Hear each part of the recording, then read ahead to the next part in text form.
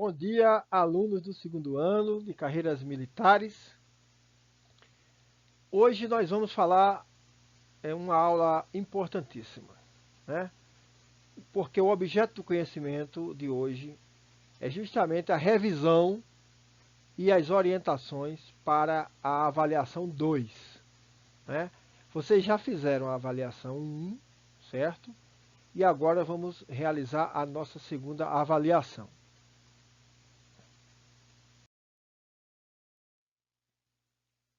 E aí, prova de redação chegando, hora de estudar. Então veja aí o nosso memezinho aí com a nossa amiga Xuxa para que vocês não incorram nesse erro. Então todos atentos, todos estudando, vamos revisar agora. Então vamos ao texto dissertativo argumentativo, né? Então algumas lembranças aí. Nas aulas de nivelamento nós vimos essas características, a construção, a estrutura de cada parágrafo do texto dissertativo argumentativo. Essas aulas se encontram no bloco de nivelamento dentro de língua portuguesa. Então, se vocês quiserem pegar o material daquele tempo, vocês não vão entrar aí no nosso bloco de redação. Vocês entram no bloco de nivelamento de língua portuguesa, que está lá ainda, certo? Porque a redação foi separada somente depois. Isso é importante que vocês tenham em mente. Para cada bloco, existe um bloco de redação específico para o Camil aqui, como existe o do Caune, mas vocês aqui que estão assistindo a esta aula vão lá no bloco Camil segundo ano, pessoal. Confere? Então vamos relembrar os pontos mais importantes. Então, sobre o texto dissertativo argumentativo, né? Lembrando que ele é aquele texto que apresenta a tese, né? Tem uma tese, que é a opinião, você busca defender, ou seja, você tem um ponto de vista, o intuito de convencer e persuadir o leitor,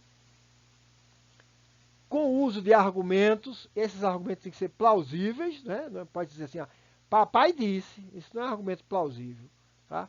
Para validar os seus pontos de vista.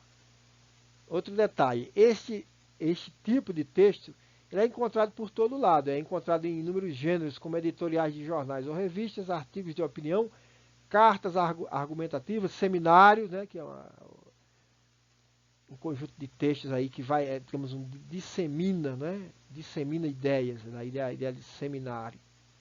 E também é o mais solicitado em provas de vestibular, concurso e quejandos, né? As características principais: clareza, objetividade, impessoalidade, importantíssimo aqui o uso da terceira pessoa, evitar a primeira pessoa, e principalmente a primeira pessoa do singular, seleção, organização e relação dos argumentos de forma consistente, ou seja, traduzindo, coesão e coerência. Então aqui nós temos do texto dissertativo argumentativo a estrutura, aquela estrutura canônica, pessoal, consagrada, não adianta inventar. É ela, é o quê? Introdução, desenvolvimento e conclusão, certo? Introdução, desenvolvimento e conclusão. Esses três aqui, ó, são sagrados e necessariamente nessa ordem. O que é que cada um contém? Então você tem, por exemplo, contextualização. Na introdução, você contextualiza o tema e apresenta a tese. Você faz a delimitação, ou seja, ou a antecipação dos argumentos. Você anuncia o que é que vai falar, dá aquela pitadinha, opa, vou falar disso. Apresenta estratégias argumentativas, nós vamos ver adiante. No desenvolvimento, você vai fazer o quê?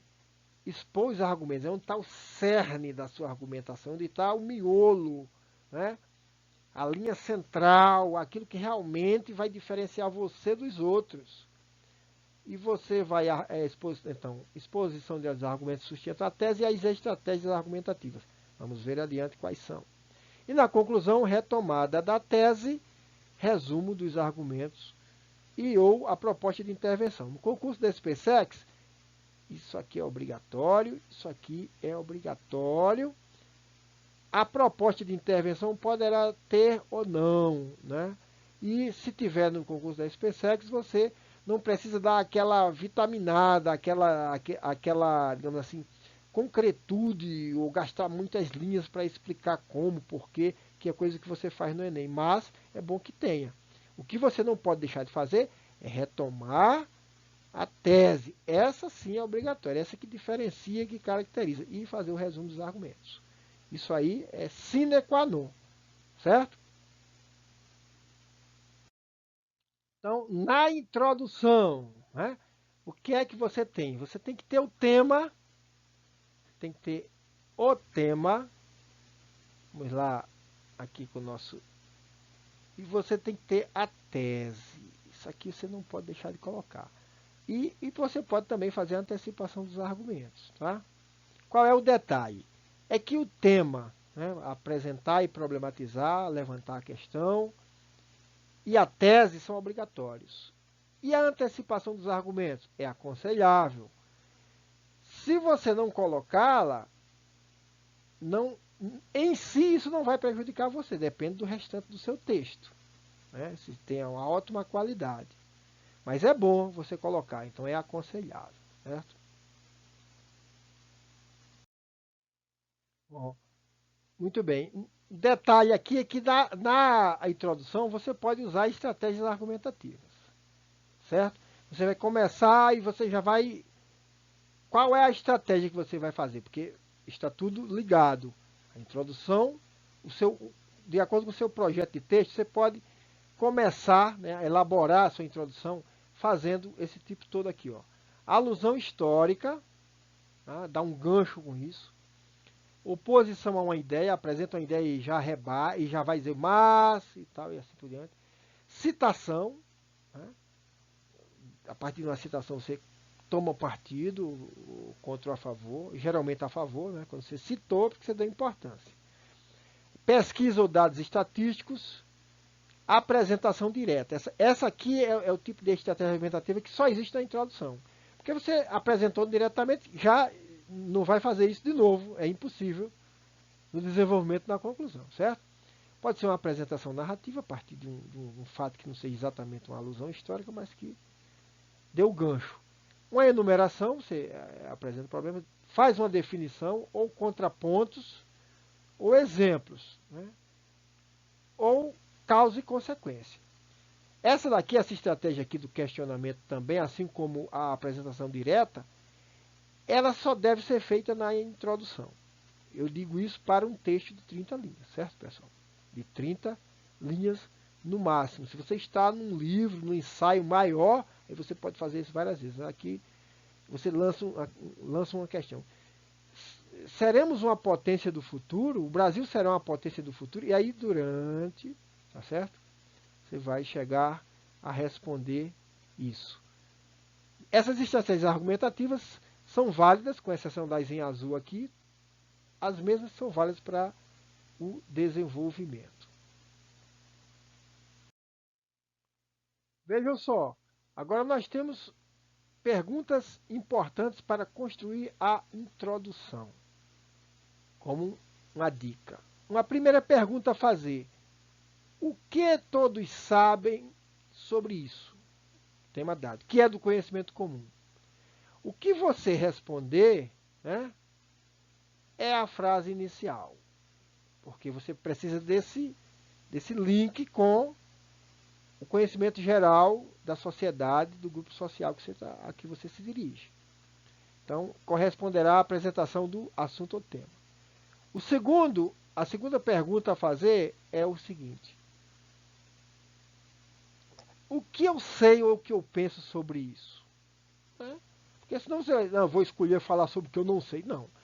Você vai se questionar. Aí você levanta questões sobre o tema. O que é isso? Por que esse tema, né, veio à tona? O que é que ele proporciona à sociedade? A resposta vai ser a apresentação do tema, ou seja, a problematização de forma direta, né, ou contextualizada. E pode ser também a tese, ou pode ser a tese.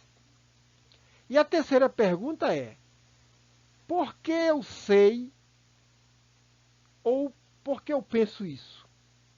Aí você tem a ver com a resposta da pergunta anterior. O que você tiver respondido é o que você vai amarrar. Por que eu sei isso?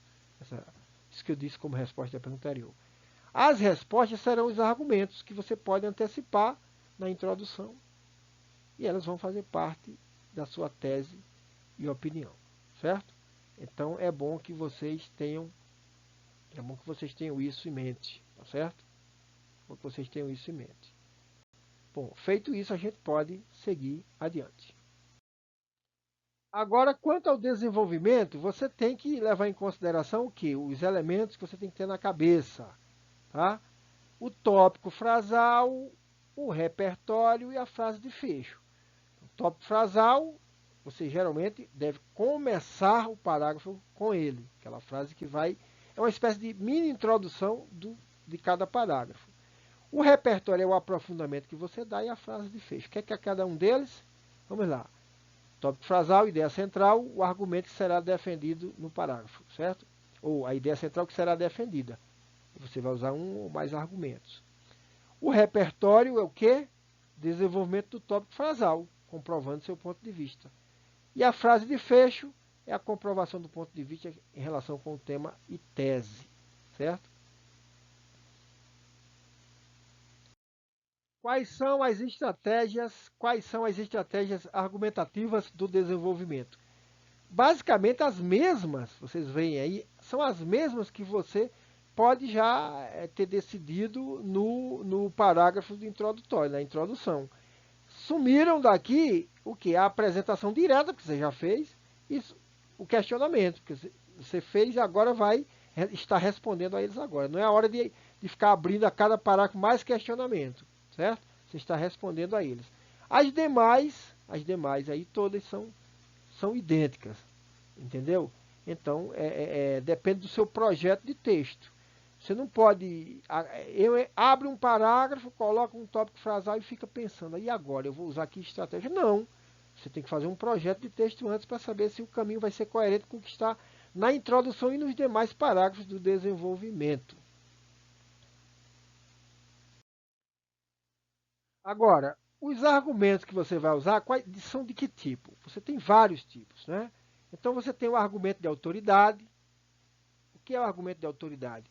É você apoiar a sua ideia no saber notório de uma autoridade reconhecida em um certo domínio de conhecimento.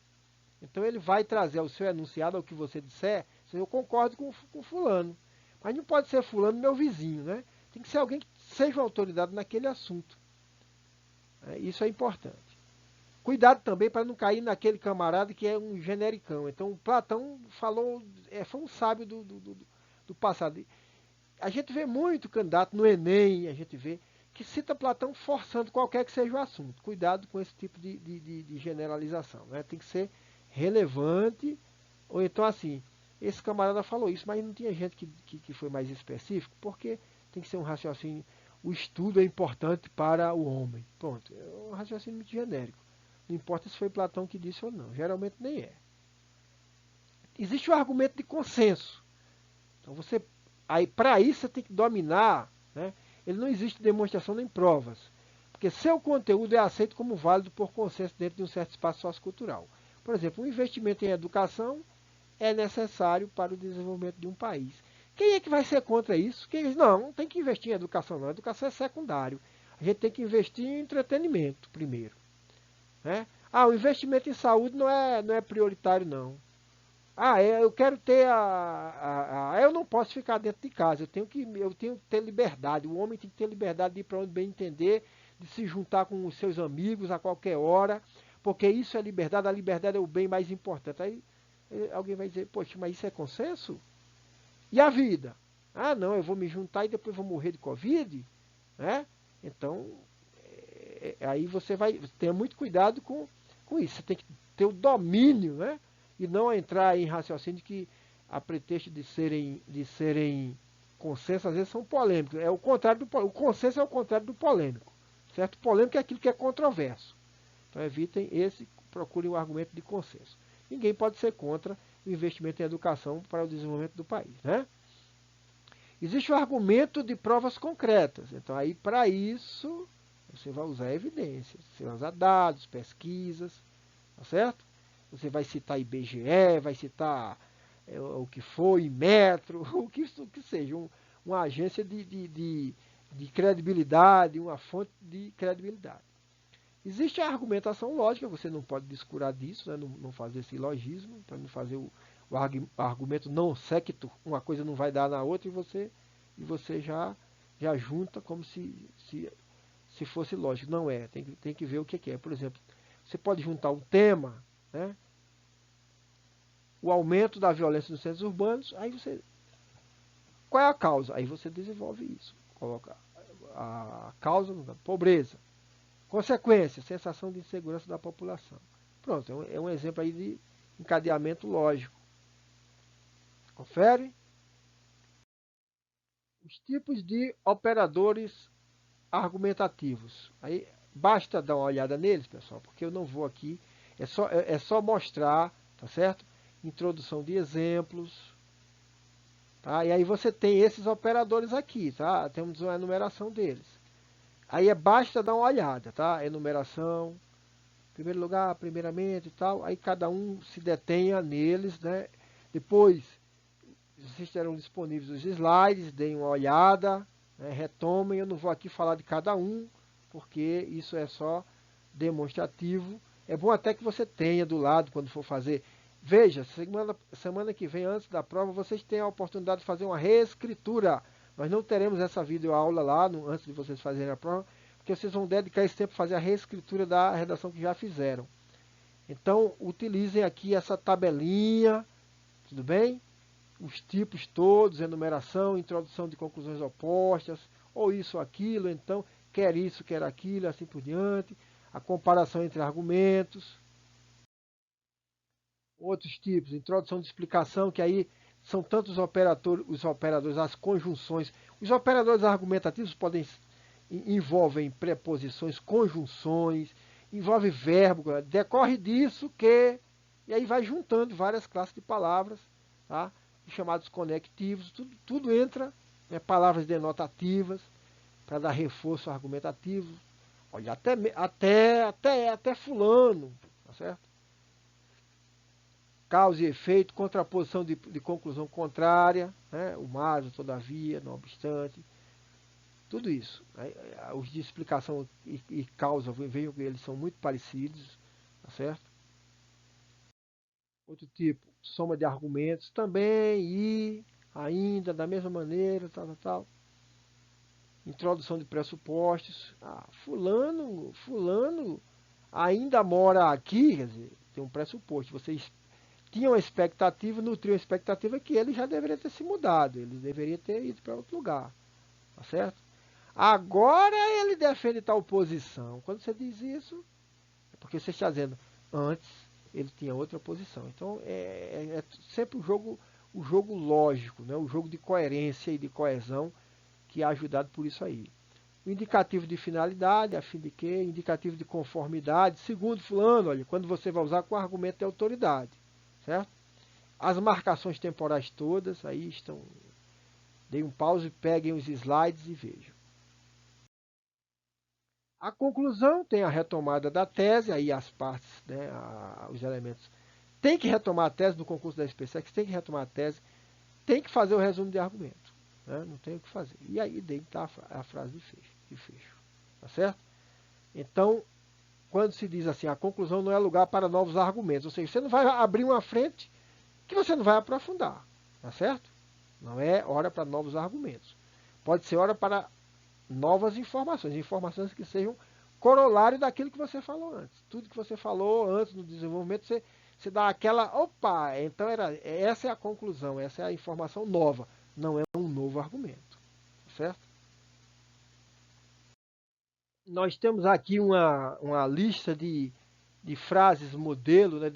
Não são bem frases modelo, são inícios, né? Inícios, uma espécie de clichê, assim, mas um clichê do bem, digamos, né? Para aqueles alunos que ainda não têm um domínio, não desenvolveram ainda um estilo, uma segurança quanto a isso, tá? Então você tem aqui essa lista, eu não vou passar uma por uma, né? Algumas são mais elaboradas, tem né, aqui ó, em face dos dados apresentados, em face dessa realidade, né? Outros são mais batidos por isso tudo, certo? Em virtude dos aspectos abordados, mas você tem um repertório aí, aqueles que quiserem lançar mão, mas tudo de acordo com a coerência com o que veio antes, certo? E a coesão. Aqui você tem um repertório aí de possibilidades de continuação depois da conclusão daquela frase inicial, né? Então, entende-se que, conclui-se que e assim por diante. Basta você olhar, né? Tudo tem a ver com o que veio antes, com o texto como um todo. Não adianta dizer assim, em virtude disso, resta aos homens, se você não falou, né, não colocou homens antes e assim por diante, não amarrou, não fez a coesão com a tessitura geral, com o seu texto. Agora, algumas recomendações, aí nós já passamos pelos três, né? As três partes canônicas, digamos, eu gosto de chamar canônico, porque é sagrado, se você não colocar as três, você perdeu tudo, né? Perdeu quase tudo, praticamente. Quanto a específica dessa avaliação 2, é bom dizer algumas coisas. Durante o chat, aí alguém veio com, mas vai ser objetivo. Olha, fique bem claro, né? Que diferentemente da avaliação das outras disciplinas, de todas as outras, a nossa avaliação sempre será com a redação. Sempre será, portanto, discursiva. Você sempre vai produzir texto, tá? Texto. Os exercícios que nós fazemos antes, até de gramática, muitas vezes, que vai ajudar vocês, né? Que vão ajudar vocês sempre a ter uma segurança e evitar determinados erros, né? Porque o erro sai muito caro do concurso, alguns concursos, como o concurso da SPSEX, um erro isolado já sai muito caro. Você aqui tem que produzir, né? Então você tem que fazer, certo? De A1 até a 9, todas aquelas que valem nota mesmo, tá certo? São discursivas. Por isso que se separou a redação, para valorizar a redação. Esta será parecida com a do nivelamento, tá certo? Então vocês já sabem como é que foi, que texto motivador, tudinho. Atenção! A nota é separada da língua portuguesa, já para tirar o hábito de vocês como aluno, né? Porque redação agora é uma disciplina à parte. Lembrando, nós já falamos isso desde a primeira aula. O total de scores, 25. Pra vocês terem uma ideia, a língua portuguesa tem 20 scores. Então vocês sabem que a redação tem uma importância singular, certo? Muito bem, alguns aspectos ainda a considerar. Na aula 1 do pós-nivelamento, explicamos a grade de correção das redações. Foi aquela primeira que nós demos, certo? Vimos os aspectos e os níveis que o discente pode alcançar dentro de cada competência, em um máximo. Explicamos também a equivalência de pontos em pontos de cada nível. Confere? Essa pontuação foi usada na correção da produção textual do nivelamento. Já foi usada, vocês já fizeram, receberam a nota. Na A2, porém, haverá uma mudança, pessoal. Então, nós trabalharemos em scores. Significa que o nível que você alcançar vai ser o número de scores com que você ficará, certo?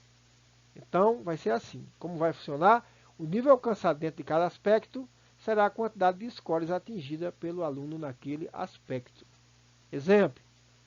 Aspecto 1, o aluno atingiu o nível 3. Aí você vê, o nível 3 tinha quanto? Não, aqui, porque o nível 3, no aspecto 1, digamos, era um máximo de 2, né? 2 pontos, e o nível 3 ia valer X lá. Não, ele vai ficar com 3 scores. Não vai haver a conversão. Aí, se na competência 2 ele atingiu o nível 4, aí ele já tem agora 4 scores, mais 3, 7, aí vai juntando. E esses scores vão dar entre 0 e 25. 25 vai ser 10, 0 vai ser 0, certo? Aí você tem a tabela, certo? Aí você tem a tabela e, portanto, acompanha aí os máximos importantes. Aí, questões gramaticais 1, máximo de 5, tema e macroestrutura do texto dissertativo argumentativo, você poderá ter 5 scores, que é o nível, né? Qualidade da argumentação, até 4 scores, coesão e coerência, cada um 4 scores, e adequação vocabular e apresentação visual do texto, máximo de 3 scores. Somando aqui, ó, esses máximos, nós teremos um total de 25 scores. Lembramos aí as atribuição de nota zero, os casos todos que nós temos no concurso da SPSEX, procurem evitá-los, né? Não vamos nos deter mais neles, né? Mas vocês já sabem o número de linhas, mínimo e máximo, procurem ficar entre 25 e 30, procurem o máximo da nossa folha é de 30. Então assim nem adianta você tentar ficar escrevendo pelos cantos, que a gente não vai ter nem como ter esse parâmetro. Então é uma maneira de segurar o aluno, tá certo? Não invente não, porque aí você já vai perder. Fuga total do tema, para evitar. Modalidade textual diferente, texto ilegível, não pode. Não utilizar caneta preta ou azul. Reprodução literal do texto de apoio, não é ficar copiando texto de apoio, não pode. Dizer palavrão impropério, outras formas propositais de anulação. Ficar escrevendo carinha risonha, escrever emoji, né?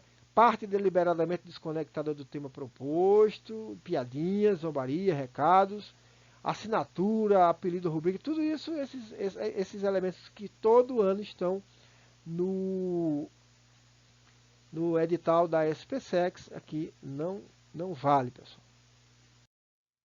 Tá bom? Então, as questões gramaticais aqui. Quanto à gramática, é só para dizer o seguinte, ó. A gente viu as questões gramaticais cobradas de forma geral, certo? De forma geral. Obviamente que a gente vai ter dar uma olhada maior para aquelas que têm mais importância, concordância, tá?